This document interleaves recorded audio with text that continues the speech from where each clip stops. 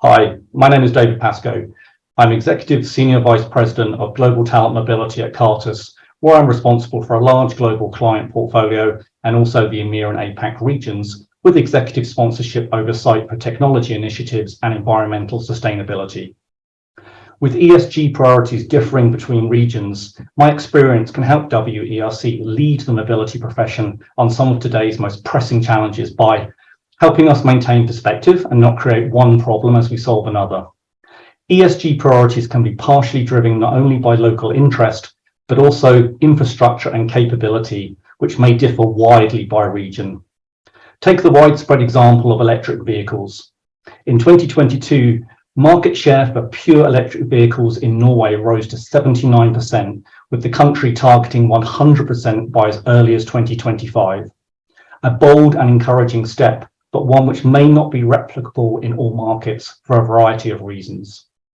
Expand this to mobility and consider that setting goals for all sectors of business to hit the very highest or most challenging objectives at the same time may be either unrealistic to some and downright damaging to others, potentially leaving those who have a great passion for developing sustainably but may lack the immediate funding, technology, or local infrastructure to do so. By embracing differing capabilities and celebrating success without punitive or exclusionary measures for those who cannot immediately clear the highest bar, we avoid the trap of disadvantaging our smaller providers and impoverishing the diversity of our networks as we pursue our sustainability goals. A broad view can also encourage us to stay the course and avoid shortcuts. ESG is in a period of rapid development and fierce debate globally at both government and industrial levels.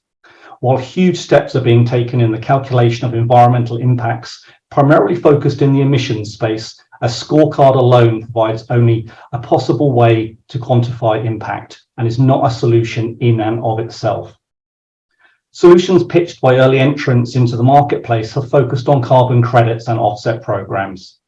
Such approaches in isolation are increasingly being heavily criticized as examples of greenwashing, allowing those that buy into them to maintain a clear conscience or meet net zero target without a need to actually address damaging processes or change behaviors that contribute to environmental impacts in the first instance. By remaining open to continued learning and diligent enough to look past the surface and consider the impact of our sustainable practices, we can influence our industry to develop in a way that seeks to reduce our impact rather than excusing it. On this basis, I believe we need to ensure we comply with what we must do without losing perspective on what we could do.